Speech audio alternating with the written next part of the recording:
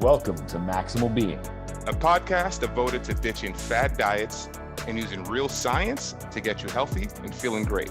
I'm Doc Mock, a GI and functional medicine doctor who harnesses the power of gut health to get you achieving your goals. And I'm Jackie P., a well-informed layman who challenges the experts and asks the questions that you want. Don't forget to hit the subscribe button or leave a comment. And now, on to the show.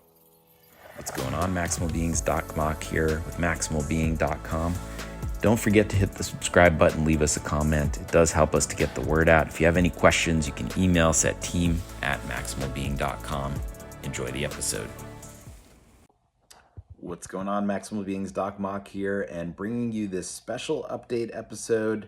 There are a lot of things happening in the world right now, but again, I just wanted to give an update to all of you about what's going on with podcast, the website, and the medical climate today.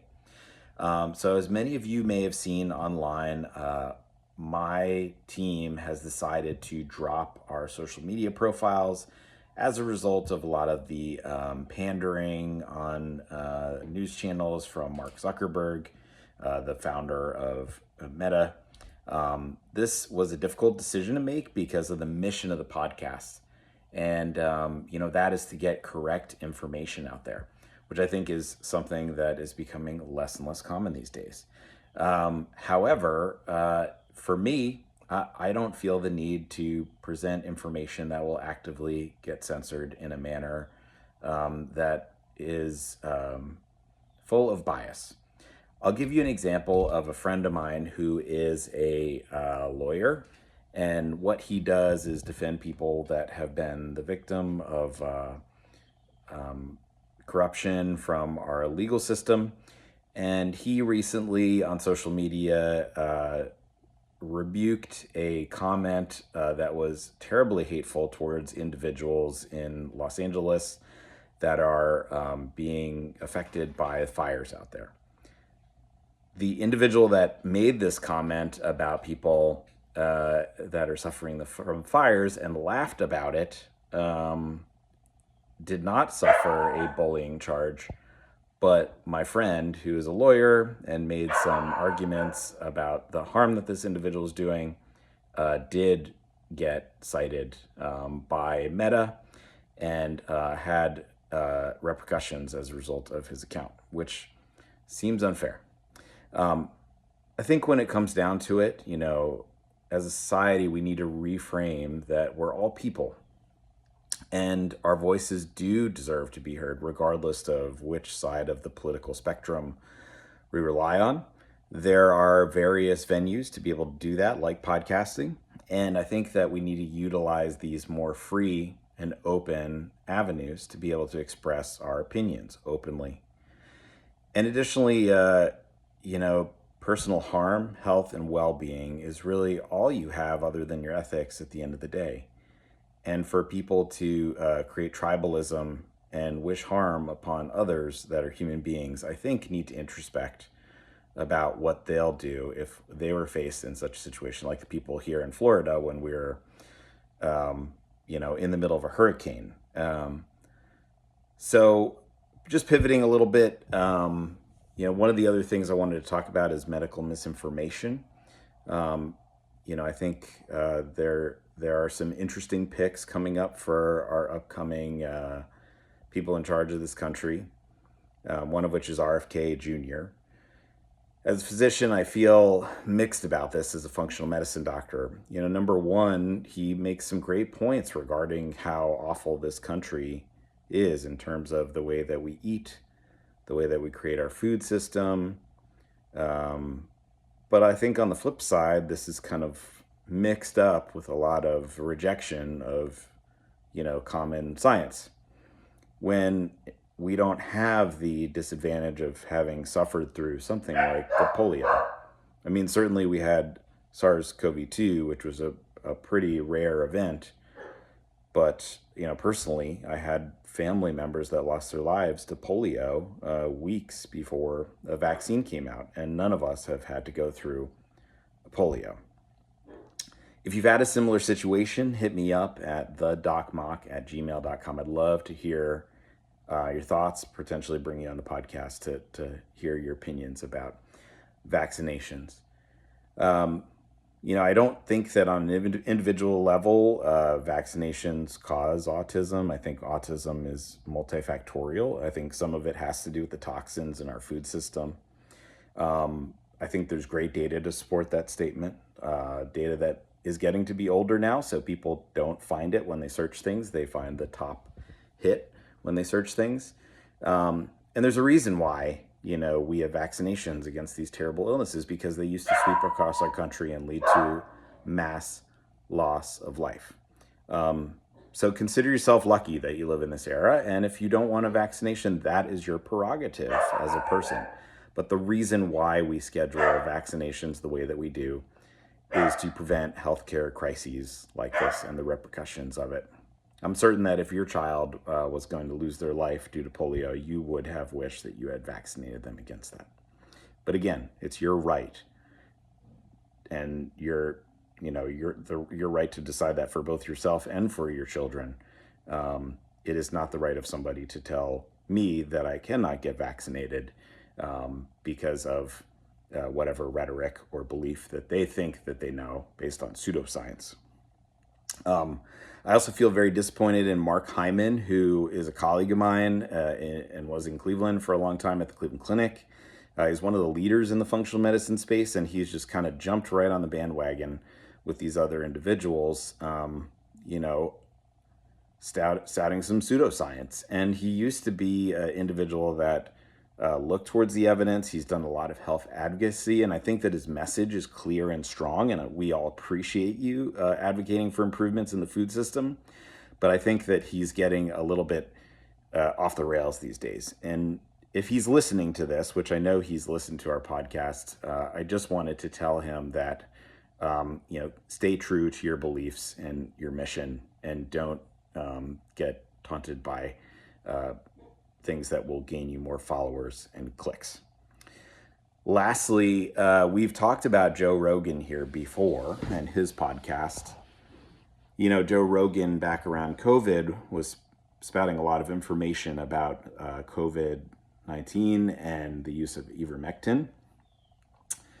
And I'm certain that all of you have thoughts about this. I personally have taken Ivermectin when I left my time in the West Indies, because parasites are very common there, and it's standard to take a course of antiparasitic drug to treat parasites that you may have picked up while living in those environments. Ivermectin is not a horse antiparasitic drug. It is a human antiparasitic drug as well.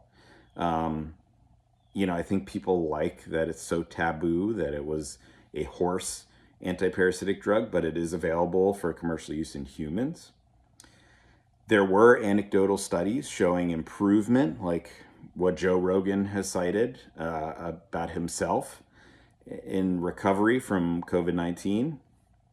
There were interesting news spins about his recovery showing that he was more ill than other people, which was not true.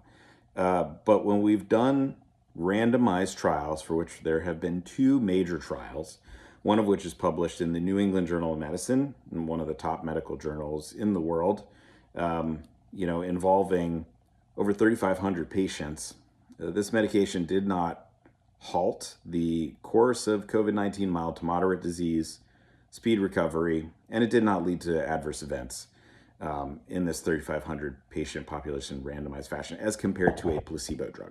So a drug that does absolutely nothing to the human body. And this also was, there's another study published in JAMA of over 1,500 patients with exactly the same result. So Ivermectin does not appear to have benefit for COVID-19, but like all things, sexy things, controversial things grab headlines. Randomized trials of great quality evidence do not gain headlines, do not get media play, and yet here the data remains. It just takes time, people, for the science to catch up to those little case reports. And if we based everything upon case reports, God knows what your doctor would be doing to you. The other thing I want to talk about is his recent interview with Mel Gibson.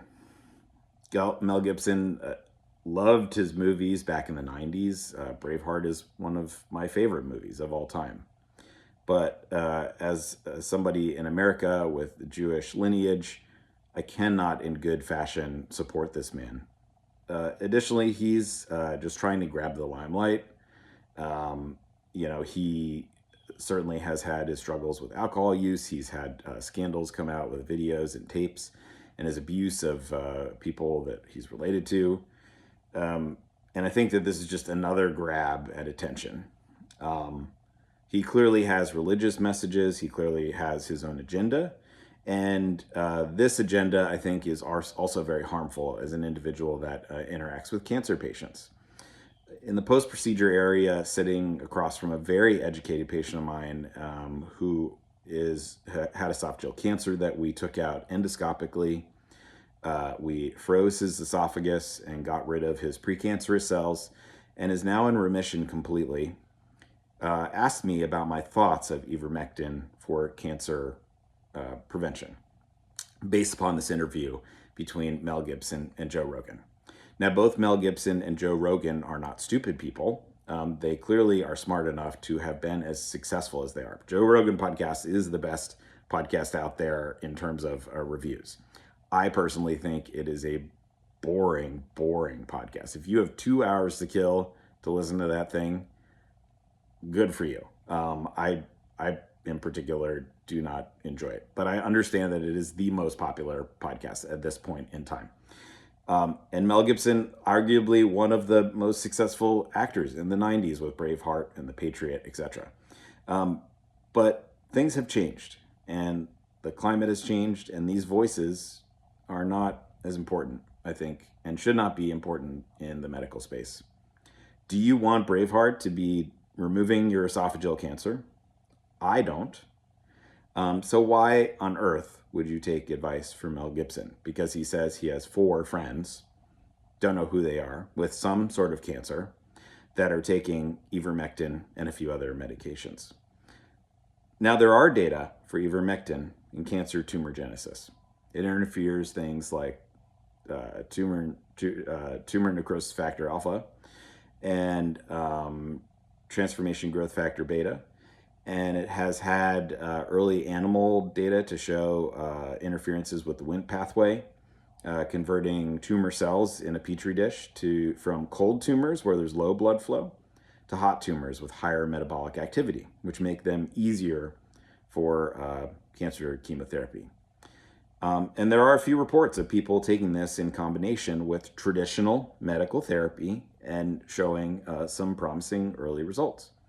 But just like we talked about earlier in this podcast with ivermectin, a few patients with maybe some benefit does not correlate to everything. If you've kept in touch with any of the information on cancer research now, cancer care is so individualized for the reason being that we are complicated human beings. Each of us has an individual soup that the cancer is stewing in, and each cancer behaves completely differently from person to person. So making a broad generalization with 4 of your friends is a terrible thing to do. And it's a terrible thing to do to desperate people that are looking for a solution during a time where they're most vulnerable. So you should be ashamed of yourself, Mel Gibson. You should stay in your lane and continue acting. And Joe Rogan, I really do not appreciate the fact as a physician in America that you are propagating messages like this, because it's leading to a lot of misinformation in the community that all of us that are actually working in the medical field have to clean up. So stay in your lane, stay with UFC fighting and whatever else, and I'll keep talking about the evidence. Okay? Thanks. For those of you that haven't done so already, go ahead and hit the subscribe button, leave us a comment. Really, leaving us a comment does help us to get the word out.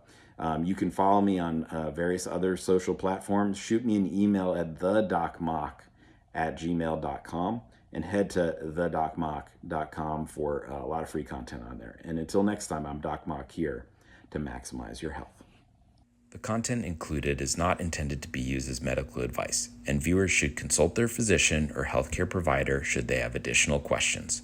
The viewers should not rely on information contained in these presentations for immediate or urgent medical needs. Additionally, if you think you have a medical emergency, call your physician or go to the emergency department or call 911 immediately. Never disregard professional medical advice or rely on seeking medical care or delay medical care due to information contained in this presentation.